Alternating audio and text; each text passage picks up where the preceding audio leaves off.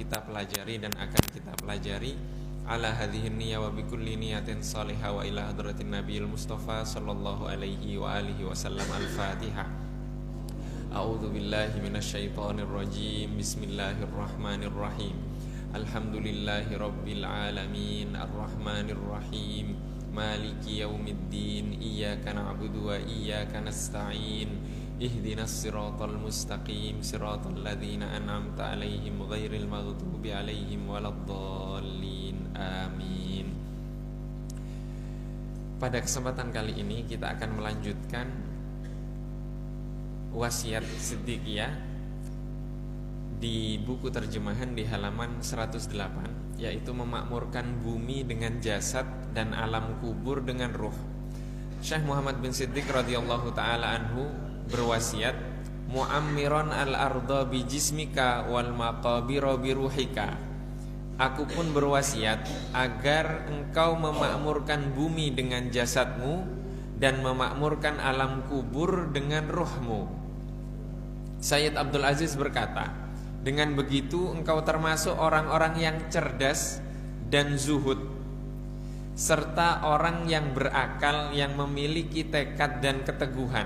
Sebagaimana dalam sebuah riwayat dari sahabat Ibnu Umar radhiyallahu taala anhu, beliau berkata, ya Nabi Allah, man akyasun nasi wa ahzamun nasi, qala aktsaruhum dzikran lil mauti wa aktsaruhum lahu isti'dadan, ulaikal akyasu zahabu bi syarafid dunya wa karamatil akhirah.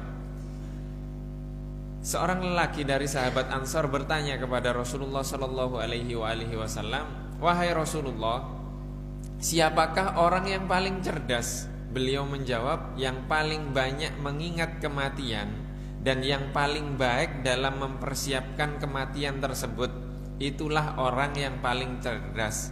Hadis riwayat Imam At-Tabrani dan Ibnu Abid Dunya dalam kitab Al-Maut dengan sanad hasan. Dalam riwayat lain, Sayyidina Mu'adz bin Jabal radhiyallahu taala anhu berkata, ya Rasulullah ausini. Qala u'budillaha ka'annaka tarahu wa'dud nafsaka fil mauta. Wahai Rasulullah, berikan aku wasiat. Beliau menjawab, sembahlah Allah seakan-akan engkau melihatnya dan persiapkan dirimu untuk kematian. Hadis riwayat Imam At-Tabrani dengan sanad la ba'sa bihi. Dalam riwayat lain, Nabi Muhammad sallallahu alaihi wasallam berkata kepada Abu Darda, i'mal lillah ka'annaka tarahu wa'dud nafsaka ma'al mauta. Berbuatlah untuk Allah seakan-akan engkau melihatnya dan persiapkanlah dirimu untuk menghadapi kematian. Hadis riwayat Imam At-Tabrani dan Ibnu Asakir.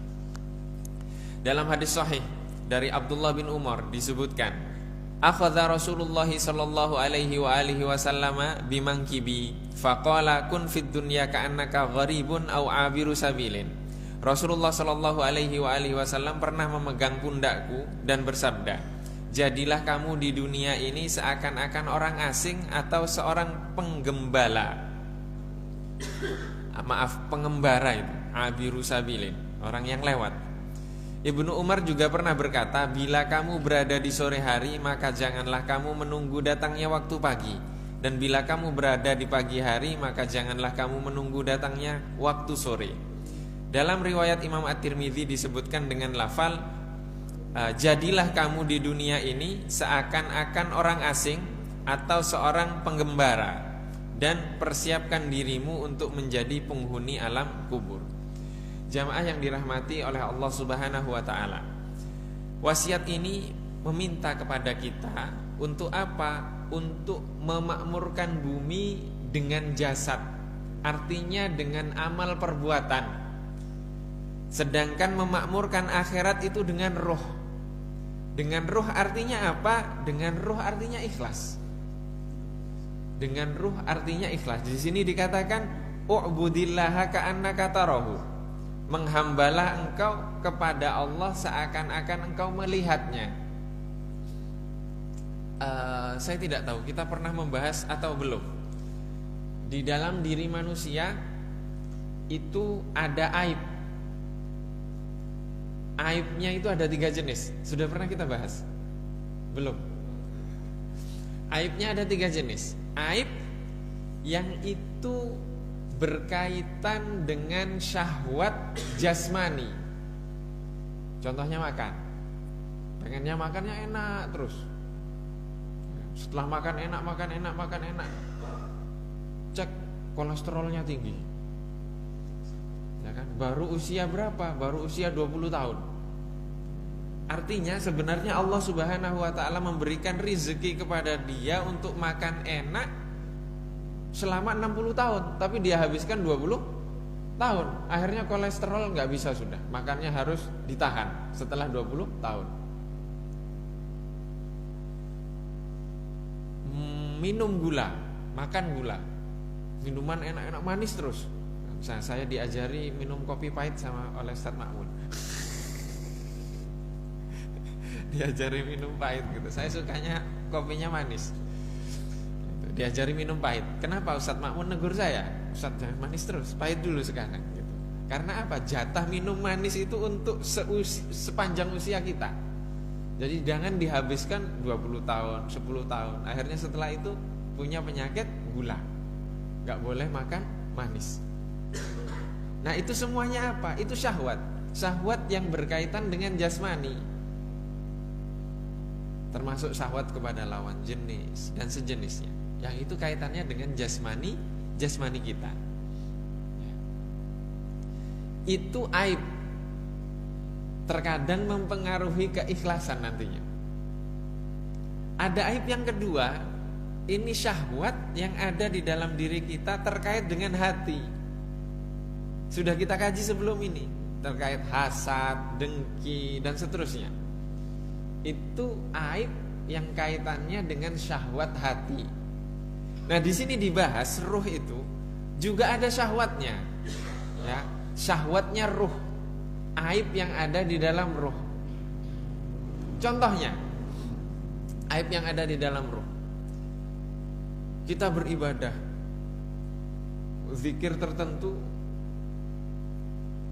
kemudian mengharapkan sesuatu. Saya kalau zikir ini nanti bisa terbang. Saya kalau zikir ini saya bisa tahu isi hati orang itu. Saya kalau melakukan ibadah seperti ini nanti saya bisa seperti ini. Itu aibnya ruh. Jadi kita menginginkan sesuatu bahwa kita level keimanan kita tinggi lebih dari yang lainnya. Akhirnya tidak ikhlas. Maka di sini membangun dunia itu dengan amal perbuatan. Tapi amal perbuatan itu memiliki roh nilai yang ada di dalam jiwa kita, yaitu ikhlas. Menghamba kepada Allah seakan-akan melihat Allah. Makanya pernah berkali-kali kami sampaikan di sini bahwa kami pernah mempelajari hadis innamal a'malu binniyat itu 3 bulan dalam satu pendidikan di program pasca sarjana di Mesir. Ternyata kami nggak paham makna ikhlas itu sebelum apa?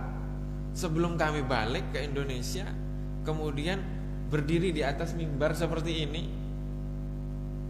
untuk khutbah, turun pulang ke rumah, kemudian dihubungi oleh DKM masjid, apa? Ustadz maaf, amplopnya tertukar. Setelah itu saya baru paham ikhlas. Amplopnya tertukar antara amplop khotib tertukar dengan Bilal. Berapa? 1:7, 1:10. Pokoknya jauh. Setelah itu saya baru paham ikhlas. Kami tanyakan ke guru, kenapa kok bisa seperti ini? Kan gak mungkin DKM-nya salah ngasih amplop, paling tertukar. Guru kami menyampaikan apa? Ustadz Aska masih mending, amplopnya ada isinya. Saya pernah Ustaz disalami amplop kosong, kata guru kami. Nah itu ternyata apa? Itu ikhlas. Benar, secara apa? Casingnya itu khutbah, tapi melihat Allah atau melihat amplop, itu kita sedang dilatih oleh Allah untuk apa? Untuk ikhlas. Membangun dunia itu dengan amal perbuatan kita, tapi harus ada ruhnya ikhlas. Jadi yang dilihat Allah, bukan yang dilihat amplop. Yang dilihat Allah Subhanahu wa taala bukan manusia. Maka ini maksud dari wasiat ini, yaitu memakmurkan bumi dengan jasad, amal perbuatan kita, dan alam kubur dengan ruh. Dengan ruh. Jamaah yang dirahmati oleh Allah Subhanahu wa taala. Di dalam hadis Sayyidina Abdullah ibnu Umar pernah dipegang bahunya oleh Rasulullah. Bagaimana? Kita membayangkan anak kecil, Sayyidina Abdullah ibnu Umar itu kecil, dipegang bahunya oleh Rasulullah. Artinya kan Rasulullah sedekat itu dengan anak kecil. Dan bagaimana beliau menasihati Sayyidina Abdullah ibnu Umar, untuk apa? Jadilah engkau di dunia ini sebagai orang asing. Orang asing artinya tidak dikenal. Au abiru sabilin, abiru sabil itu orang yang lewati jalan, artinya pengembara. Karena apa? Karena di dunia ini hanya transit.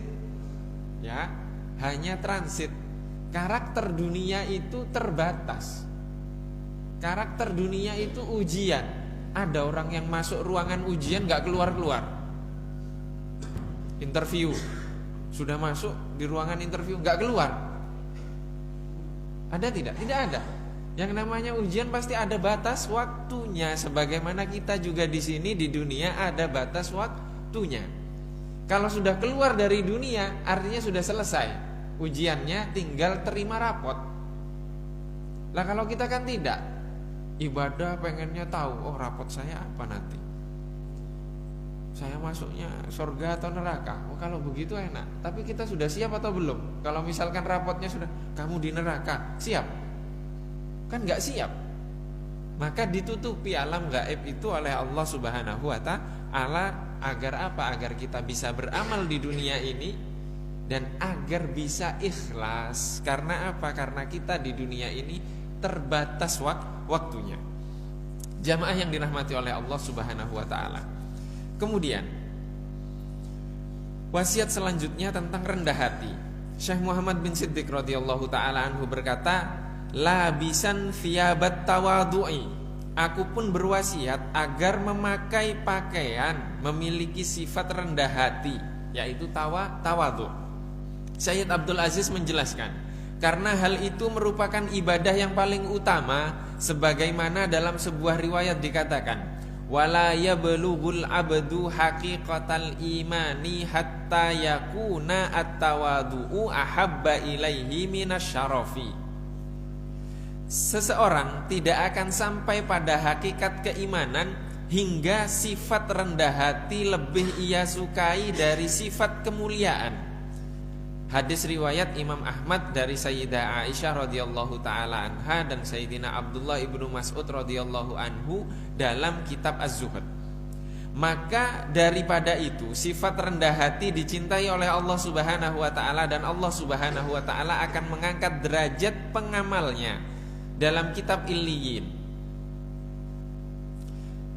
Dan dia yaitu Allah Subhanahu wa taala akan menjadikannya agung dalam pandangan manusia meskipun ia anggap dirinya kecil. Dalam sebuah riwayat Rasulullah sallallahu alaihi wasallam bersabda, "Ma tawadha'a ahadun lillahi illa rafa'ah." Tidak ada seorang pun yang merendahkan diri karena Allah, melainkan Allah Subhanahu wa taala akan angkat derajatnya. Hadis riwayat Muslim dan Imam At-Tirmidzi dari Sayyidina Abu Hurairah. Dalam riwayat lain Rasulullah sallallahu alaihi wasallam bersabda, "Man tawadha'a lillahi darajatan rafa'ahu Allahu darajatan hatta yaj'alahu fi 'illiyyin." Barang siapa tawadhu, rendah hati kepada Allah Subhanahu wa taala satu derajat, niscaya Allah akan mengangkatnya satu derajat dan akan menempatkannya di tempat Illiyyin. Imam Abu Syaikh meriwayatkan dari Sayyidah Aisyah radhiyallahu taala anha bahwa Rasulullah sallallahu alaihi wasallam bersabda, "Ya Aisyah, tawadhi fa innallaha yuhibbul mutawadhi'in." Wahai Aisyah, bersikaplah rendah hati karena Allah Subhanahu wa taala mencintai orang-orang yang rendah hati. Dan sungguh Rasulullah sallallahu alaihi wasallam yang telah Allah Subhanahu wa taala anugerahi derajat dan pangkat yang luhur dalam kenabian yang tiada lagi bandingnya, serta Allah Subhanahu wa taala utamakan beliau dari seluruh penghuni alam, adalah sosok yang rendah hati. Hal tersebut tidak diketahui oleh siapapun selain beliau. Sampai orang asing pun tidak mengetahui sosok beliau saat berada di dalam satu majelis bersama para sahabat, karena beliau tidak membedakan posisi duduk satu dengan yang lain. Dan beliau masih duduk saat majelis selesai dan tidak berdiri meninggalkan seorang pun sallallahu alaihi wasallam. Dalam sebuah riwayat Rasulullah sallallahu alaihi wasallam bersabda, sesungguhnya Allah Subhanahu wa taala mewahyukan kepadaku agar kalian saling rendah hati, hingga tidak ada seorang pun yang berbangga diri pada yang lain, dan tidak ada seorang pun yang berlaku lalim kepada yang lain. Hadis riwayat Muslim, Abu Daud, Ibnu Majah, dan Iyad bin Himar. Jamaah yang dirahmati oleh Allah Subhanahu wa taala. Ada sebuah kisah orang yang alim sekali. Dia ada di majelis tersebut sudah belasan tahun. Kemudian dia bertanya kepada sang guru, yaitu pemimpin dari majelis itu, "Wahai guruku, kenapa aku tidak merasakan kenikmatan di majelis ini seperti orang lain?" Kemudian dijawab oleh sang guru, "Kamu akan merasakan kenikmatan sebagaimana orang lain menikmati majelis ini jika kamu ganti pakaianmu. Ganti pakaianmu dengan pakaian yang lusuh." Kemudian orang alim tadi menjawab sang guru, "Subhanallah, tidak ada cara lain selain itu." Sang guru mengatakan, "Subhanallah yang kamu ucapkan itu bukan maha suci Allah, tapi maha suci diriku sendiri." Artinya apa? Dia tidak rela melepaskan pakaian kebesarannya di hadapan orang lain, maka dia tidak bisa menikmati majelis itu. Bagaimana kalau pakaian itu bukan pakaian seperti yang kita gunakan, tapi pakaian itu adalah pakaian ilmu yang kita merasa berilmu, pakaian derajat sosial yang kita merasa lebih tinggi dari yang lainnya. Maka ketika tidak ada kerendahan hati, tertutup itu. Kenikmatan-kenikmatan itu tertutup. Kenikmatan apa? Kenikmatan hati. Itu akan tertutup. Maka kami menemukan di Maroko itu, ketika kami kunjungan ke sana 2 minggu, itu kami ikut ke majelis zikir. Majelisnya kalau di sini enak sebentar, kalau di sana majelis zikir mulai itu setelah sholat isya, selesainya jam 2 malam. Itu zikir. Tapi makannya 3 tahap. Itu saya salah itu waktu itu, karena saya tidak tahu adat mereka. Ternyata setelah makan itu ada 3 tahap. Saya udah di tahapan pertama, saya sudah kenyang-kenyangin. Ternyata level kedua sudah gak bisa. Level yang terakhir sudah daging, sudah gak bisa makan saya, karena kekenyangan. Jadi makannya 3 kali. Itu bapak-bapak dan ibu-ibu sekalian, jika kita tahu dalam majelis itu ada profesor ngantar minum. Profesor. Jadi kalau sudah di majelis, siapa pimpinan majelisnya? Dia yang memimpin zikir. Yang profesor, yang dokter, yang siapa, itu sudah majelis seperti biasa, majelis zikir. Mereka ada yang ngantar makanan, ngantar ini. Jadi biasa saja. Biasa saja, tidak ada sekat dalam hal itu. Maka ada juga, coba kalau kita, ada tidak di dalam agama ini orang datang, dia alim, profesor atau siapa, kaya, datang ke masjid sudah rakaat kedua, boleh tidak dia mengatakan, "Oh, ulangi dong sholatnya dari awal"? Boleh tidak? Tidak. Pasti dia sudah masbuk. Jadi makmum masbuk terlambat, gak bisa dia mau jadi imam, mau jadi apa, gak bisa. Itu agama kita adil. Yang terlambat sudah di belakang, siapapun dia. Apalagi kalau sudah di tempat-tempat umum, di bandara, di mana, itu siapapun mau jadi imam itu. Dan kita pun akan, sekalipun kita imam di dimanapun, kalau sudah masbuk ya tetap jadi makmum. Itu adilnya Allah. Jadi tidak ada perbedaan di dalam sholat, ya, tidak ada perbedaan di dalam sholat. Maka itu menunjukkan agama kita ini meminta kita untuk rendah hati. Ayolah rendah hati. Ayo rendah hati. Tidak selamanya kita ada di atas. Kadang kita juga ada di bawah, ada di tengah. Terkadang ke atas lagi, turun lagi ke bawah. Karena apa? Semuanya dari Allah Subhanahu wa ta'ala. Maka di sini dikatakan bahwa apa? Barang siapa tawadhu, rendah hati karena Allah, maka Allah yang akan mengangkat derajatnya. Allah yang akan mengangkat derajatnya. Jamaah yang dirahmati oleh Allah Subhanahu wa ta'ala. Wasiat selanjutnya, terbebas dari sifat tamak, serakah. Syekh Muhammad bin Siddiq radhiyallahu taala anhu berkata, "Mutajarridan minat tama." Aku pun berwasiat agar kamu terbebas dari sifat tamak. Sayyid Abdul Aziz berkata, karena sifat tamak merupakan kefakiran yang nyata, melahirkan kehinaan dan rasa butuh terhadap makhluk yang tidak patut bagi seorang mukmin. Dan siapa yang banyak sifat tamaknya, maka panjang ketersiksaannya dengan tanpa tercapai keinginannya.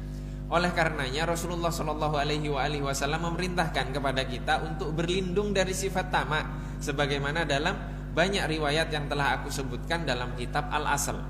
Dalam Al-Hikam dikatakan, dahan-dahan kehinaan tidak tumbuh kecuali dari benih-benih ketamakan.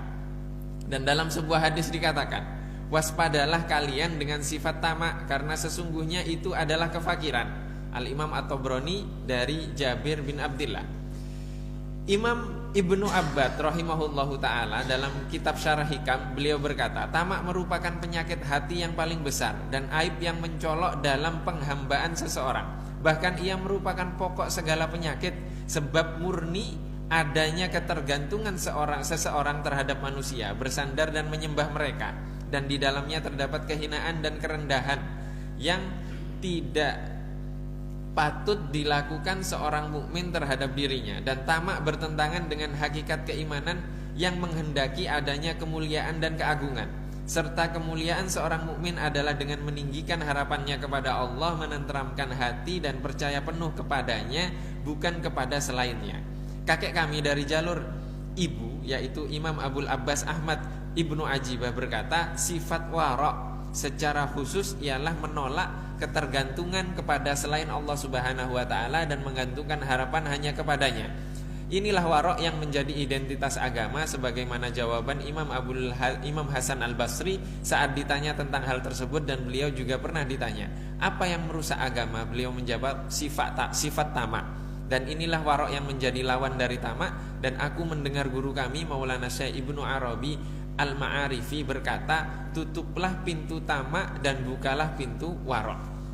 Jamaah yang dirahmati oleh Allah Subhanahu wa ta'ala.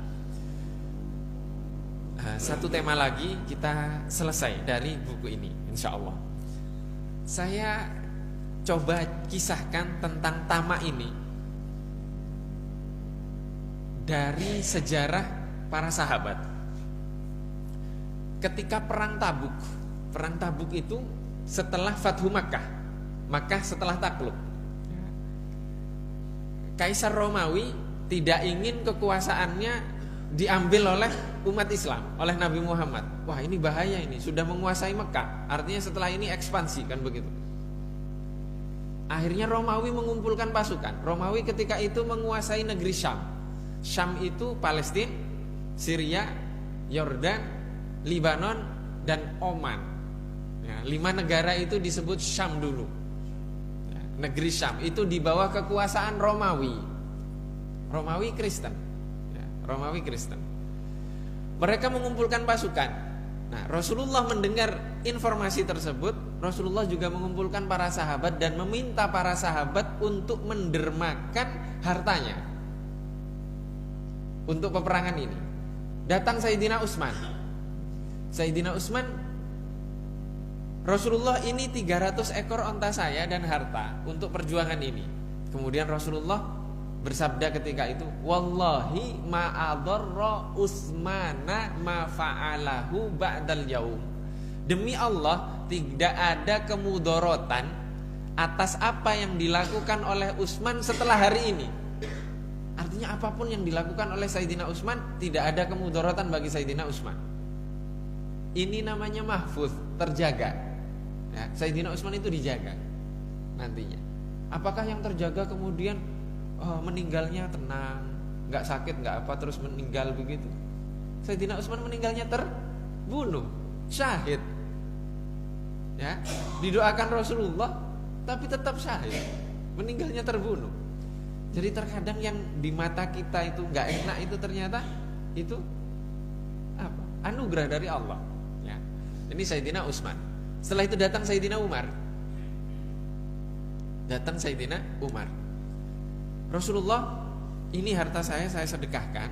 Saya gak ingin keduluan Abu Bakar. Apa yang kau tinggalkan untuk keluargamu, Umar? Seperti itu Rasulullah. Artinya setengahnya, setengah untuk perjuangan, setengah untuk keluarga. Kemudian datang Sayyidina Abu Bakar. Rasulullah, ini hartaku aku sedekahkan untukmu. Rasulullah nanya, apa yang kau tinggalkan Abu Bakar untuk keluargamu?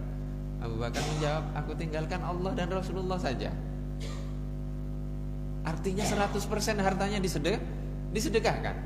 Coba kalau kita,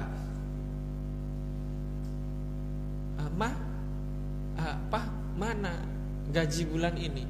Saya sedekahkan 100% untuk Masjid Al-Ikhlas mah gitu. Marah istri kita. Bisa jadi kita gak bisa masuk rumah 1 bulan. Maka kita harus tahu level keimanan kita. Level keimanan kita yang mana? Saya Abu Bakar nih, saya sedekahkan semuanya. Wah, marah satu keluarga. Ya kan? Berapa banyak wakaf tanah yang diambil oleh anak pewakafnya? Banyak, gitu kan? Banyak. Itu karena apa? Karena level keimanan kita berbeda. Tidak seperti Sayyidina Abu Bakar. Terjadi peperangan Tabuk, ya. Selesai peperangan Tabuk. Perang Tabuk itu banyak mu'alaf kafir Quraisy kan, Mekah takluk, banyak yang masuk Islam, ikut perang juga. Serangan pertama umat Islam, kaget umat Islam, kabur. Banyak yang kabur. Sampai Rasulullah mengatakan, ana nabiyyun la kadzib, ana ibnu Abdul Muthalib, kata Nabi Muhammad. Aku adalah seorang nabi yang tidak ada kedustaan kepadaku, dan aku adalah putra dari Abdul Muthalib. Berkumpul sahabat Muhajirin dan sahabat Ansor. Jumlahnya sedikit, gak nyampe 1.000 orang. Nyerang 30.000. Mundur yang 30.000, kalah. Sampai banyak dapat harta rampasan perang. Harta rampasan perang ini dibagi oleh Rasulullah rata, untuk yang ikut perang dan untuk yang kabur. Sahabat Ansor ada yang mengatakan ketika itu apa? Ghafarallahu rasulahu, semoga Allah mengampuni Rasulnya, membiarkan pedang kami terhunus tapi tidak mendapatkan haknya. Artinya apa? Pengen dapat jatah lebih sahabat Ansor ini. Pertanyaannya, mungkin tidak Rasulullah membagi harta rampasan perang itu tidak adil? Mungkin gak Rasulullah tidak adil? Tidak mungkin. Tapi sahabat Ansor ini memang nampaknya, oh saya harusnya dapat lebih nih dari harta. Sahabat Ansor, ya, apalagi kita. Oh, harusnya saya ini lebih banyak dapat ini. Saya yang kerja, saya yang dapat, saya yang begini, saya yang begitu. Jadi manusiawi.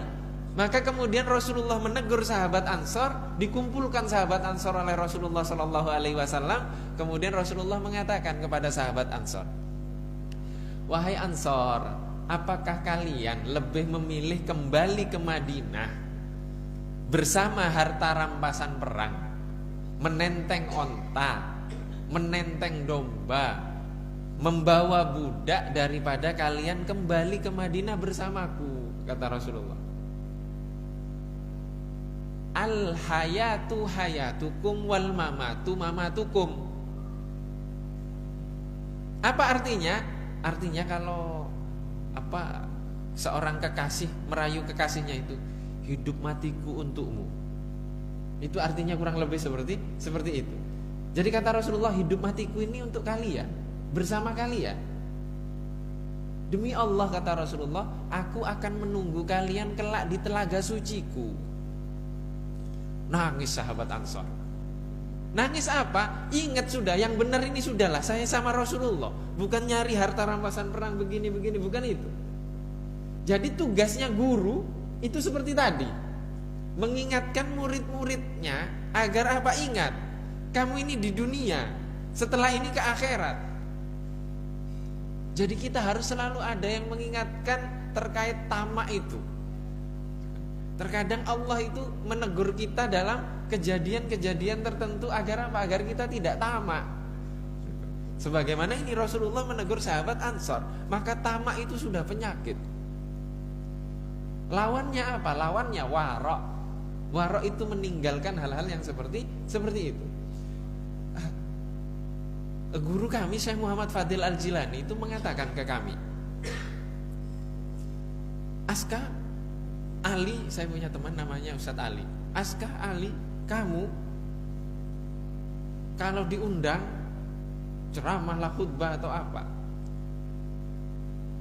terdetik di pikiranmu setelah ceramah, setelah khutbah kamu dikasih uang, dikasih amplop, haram uang itu kamu makan. Pertanyaannya, haramnya itu menurut apa? Menurut syariat. Memang apa salahnya Ustadz Makmun salaman ke saya, kan gitu. Setelah itu uangnya saya terima, itu hadiah. Halal tidak? Halal secara syariat, tapi haram secara hakikat. Kenapa? Karena kita nggak ikhlas. Itu yang dimaksud haram di situ. Jadi bukan haram ketika dimakan nanti begini, bukan. Haram karena tidak ikhlas. Karena kita ada ketamaan, kerakusan, ingin mendapatkan sesuatu, ingin dihargai, ingin begini. Maka harus warok. Saya mikir omongan itu, nggak paham. Sampai kejadian-kejadian itu baru paham setelah itu. Maka kemudian ketika terdetik kadang di hati kita, oh setelah ini dapat ini, oh setelah ini begini. Maka kalau sudah ada rasa kayak gitu, saya ambil uangnya, saya masukkan ke rekening yayasan. Yang itu untuk apa? Untuk anak-anak santri-santri penghafal Al-Quran, anak yatim piatu, untuk begini, untuk begitu. Karena apa? Agar kita terjauh dari tamak, berusaha untuk warok meskipun nggak warok-warok juga gitu kan. Nggak warok-warok juga, itu latihan namanya. Ya, itu namanya latihan. Latihan, ntar ujiannya panjang gitu kan. Loh, mana yang tadi habis ngisi? Itu susah gitu. Kalau ditanya seperti itu, artinya itu nanti Allah yang akan melatih kita. Terkadang kita harus melatih diri kita seperti itu agar apa? Agar kita tidak tamak, agar kita warok. Sebagaimana Rasulullah membimbing tadi. Jamaah yang dirahmati oleh Allah Subhanahu wa taala, satu tema lagi kita selesai, yaitu berserah diri kepada Allah Subhanahu wa taala. Syekh Muhammad bin Siddiq radhiyallahu taala anhu berkata, mutawakkilan alal mudabbiris sani'i. Aku pun berwasiat agar berserah diri kepada Allah Subhanahu wa taala, zat yang maha mengatur dan mencipta.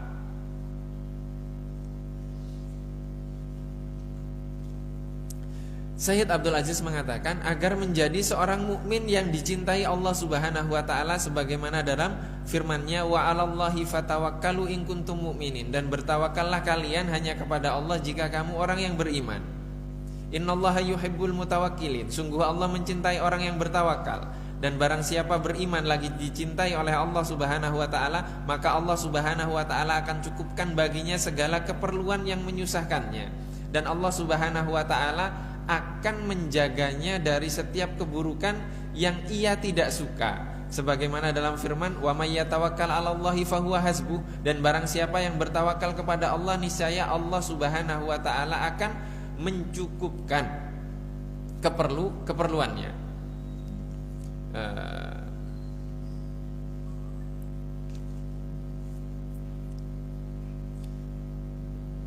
Kemudian di halaman 116 Allah Subhanahu wa taala berfirman, alaisallahu bikafin abdah, bukankah Allah Subhanahu wa taala cukup untuk melindungi hamba-hambanya? Maka barang siapa bertawakal, bertawakallah kepada Allah Subhanahu wa taala. Maka barang siapa bertawakal kepada Allah Subhanahu wa taala, zat yang maha mencipta dan mengatur setiap perkara dengan sebaik-baik aturan dan penuh kesempurnaan. Di sini Allah sebaik-baik aturan dan penuh kesempurnaan dalam pengaturan tersebut. Pertanyaannya begini, ketika kita menghadapi masalah, ya, Allah menakdirkan sesuatu kepada kita, ya, mau itu kenikmatan, mau itu kemudaratan menurut kita, mau itu musibah. Pertanyaannya itu datangnya dari siapa? Dari Allah. Maka kalau sudah datangnya dari Allah, bisa tidak kita menyelesaikan permasalahan itu kecuali dari Allah? Bisa tidak? Nyari ke orang, nyari ke manusia, nyari ke siapa? Tidak bisa. Yang bisa menyelesaikan apa yang ditakdirkan oleh Allah untuk kita, itu hanya Allah. Itu arti tawakal. Jadi kalau kita tertimpa musibah, banyak musibah itu. Contohnya musibah itu ada perselisihan di dalam keluarga, itu musibah. Perselisihan dalam keluarga lama sampai puluhan tahun gitu kan, 20 tahun. Sampai kapan kita 20 tahun itu kita sabar? Sabar itu artinya ada beban di dalam tubuh kita, di dalam diri kita, di dalam jiwa kita. Kok gitu banget sih, padahal saudara begini.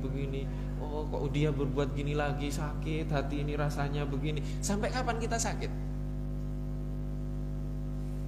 Pilihannya cuma satu, beban itu dibuang, ya, beban itu dibuang. Karena apa? Itu sudah ketetapan Allah. Kita tetap berusaha untuk menyelesaikan masalah itu, tapi bebannya dibuang. Kalau tetap ada beban, artinya kelas kita masih disabar. Biasanya tambah berat itu. Kalau sudah tambah berat, kita turun dari sabar apa? Tidak ridho. Tidak ridho artinya turun kelas. Maka harus naik. Dari sabar naik kemana? Ke ridho. Ridhoi ketetapan Allah itu tetap berusaha. Akhirnya tidak ada beban.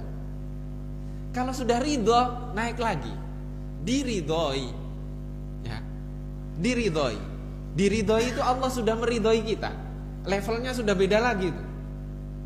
Kalau sudah diridhoi, naik lagi ke atas, mencintai dan dicintai. Ya, mencintai dan dicintai. Maka jangan kira Sayyidina Utsman terbunuh itu, syahid kan, dibunuh. Itu beliau tidak ridho di situ, mustahil tidak ridho. Karena beliau sudah tahu itu ajalnya. Beliau sudah dapat bocoran dari Rasulullah bahwa beliau akan meninggal syahid. Akan meninggal syahid. Kita saja di masyarakat kita tahu orang-orang kadang yang meninggal itu, dia memberikan tanda-tanda tertentu dan dia tahu kalau ini sudah waktunya. Bagaimana dengan para sahabat? Mereka ridho dengan itu. Sayyidina Utsman itu sholat malamnya 1 rakaat, tapi hatam Al-Quran 30 juz. Itu Sayyidina Utsman. Pernah kita ceritakan juga di sini Imam Abu Hanifah berdoa kepada Allah, memohon kepada Allah diberikan kemampuan untuk sholat subuh dengan wudhu isya. Pernah kan kita ceritakan itu. Kemudian beliau sholat setelah isya itu, sholat ba'diyah isya 2 rakaat, hatam Al-Quran, assalamualaikum, adzan subuh. Itu sholatnya sabar atau ridho atau cinta? Cinta itu. Kalau kita kan enggak, kita lihat nanti tarawih pertama, kan enggak tahu siapa imamnya di sini, ya kan? Waladhdallin amin, bismillahirrahmanirrahim, alif lam mim. Itu makmumnya Ustadz Makmum Al-Baqarah. Ustadz Makmum Al-Baqarah ini gitu kan. Itu kita seperti itu. Kita seperti itu. Saya ceritakan, kami ada guru namanya Profesor Dr. Usamah Abdul Azim di Mesir. Itu punya masjid sendiri, hatam Al-Quran 7 hari sekali dalam waktu sholat. Sahabat kami ada kiai di Situbondo, pernah disuruh oleh beliau, kamu sholat tarawih di tempat saya. Sholat dia. Rakaat pertama setengah juz lebih lah, atau 1 juz. Rakaat pertama. Rakaat kedua terus lah seperti itu. Dikira rakaat kedua salam, ternyata nggak salam. Akhirnya di hati sahabat kami ini ngomong, oh kayaknya dia pakai formasi 4-4-3. Ya, 4 rakaat salam, 4 rakaat salam. Selesai 4 rakaat, ternyata nggak salam, berdiri lagi. 8 rakaat itu 1 salam ternyata. Bayangkan 1 rakaat 1 juz, berat sekali. Karena apa? Tidak ridho, belum cinta. Ibadahnya belum cinta. Bagaimana menghadapi kehidupan dengan cinta kepada yang menakdirkan? Artinya apapun yang diberikan oleh yang menakdirkan itu akan memberikan solusinya kepada kita, meskipun dengan usaha. Meskipun dengan usaha, dan itu berat, ya kan? Dan itu berat. Seberat apa? Seberat menerima amplop yang tertukar tadi. Ya kan? Antara kita mau menyalahkan DKM-nya atau kita ridho dengan ketetapan itu, kemudian mengintrospeksi diri kita. Maka itu makna tawakal kepada Allah Subhanahu wa taala, bukan tanpa usaha. Kalau sudah seperti itu, maka seperti ayat ini yang di halaman 117, ya narukuni bardan wa salaman ala Ibrahim. Nabi Ibrahim itu berjuang untuk menegakkan tauhid. Tapi oleh penguasa ketika itu yang semuanya menyembah berhala, Nabi Ibrahim ini berbahaya, ditangkap. Setelah ditangkap kemudian dilempar ke api. Ada yang bisa menyelamatkan Nabi Ibrahim selain Tuhannya api? Tidak ada. Yang mengutus Nabi Ibrahim itulah yang akan menyelamatkan Nabi Ibrahim. Maka akan ada keajaiban-keajaiban kalau kita sampai di level ridho, diridhoi, apalagi cinta. Itulah yang terjadi kepada Nabi Muhammad ketika di Gua Tsur. Di Gua Tsur Nabi Muhammad berdua sama Abu Bakar. Abu Bakar khawatir akan keselamatan kekasihnya. Nabi Muhammad khawatir. Nabi Muhammad tidak khawatir. Nabi Muhammad mengatakan, ya Abu Bakar, wahai Abu Bakar, ma balutsnaini wallahu thalithuhuma. Bagaimana kondisi 2 orang yang ketiganya adalah Allah? Mau seluruh dunia konspirasi, gak akan ada yang bisa membunuh Nabi Muhammad ketika itu. Gak akan ada, mustahil. Sayyidina Abu Bakar masih khawatir. Kenapa khawatir? Masih proses pendidikan. Sampai Sayyidina Abu Bakar mensedekahkan 100% hartanya itu. Karena apa? Sudah selesai pendidikannya. Nih, Allah tak kasih semuanya, saya sudah gak mikir urusan itu. Semuanya sudah Allah dan Rasulnya. Sudah di titik itu tawakal, ya. Itu tawakal. Tapi kalau kita masih di level yang kedua, yang ketiga, yang ke bawah, ya sudah, kita hitung-hitungan saja. Kita hitung-hitungan saja karena kita masih di level itu dan masih berproses untuk naik terus. Ya, dan semoga Allah Subhanahu wa taala menjadikan kita naik kelas di bulan Ramadan ini. Allahumma amin. Ini saja yang dapat kita kaji pada kesempatan kali ini. Alhamdulillah kita sudah menghatamkan kitab ini. Semoga Allah Subhanahu wa taala dengan wasiat-wasiat yang telah kita pelajari membersihkan lahir dan batin kita, kemudian kita bisa melaksanakan ibadah Ramadan di tahun ini itu lebih baik kualitasnya dari tahun-tahun sebelumnya. Dan kita juga semoga setiap malam di bulan Ramadan ini menjadi malam Lailatul Qadar bagi kita. Jadi setiap malam khatam Al-Quran ya Pak. Allahumma amin ya. Ini saja, mohon maaf apabila ada kekurangan atau kesalah kata dari selama kajian wasiat Siddiqiyah ini. Wabillahi taufiq wal hidayah wa ridhal inayah. Wassalamualaikum warahmatullahi wabarakatuh.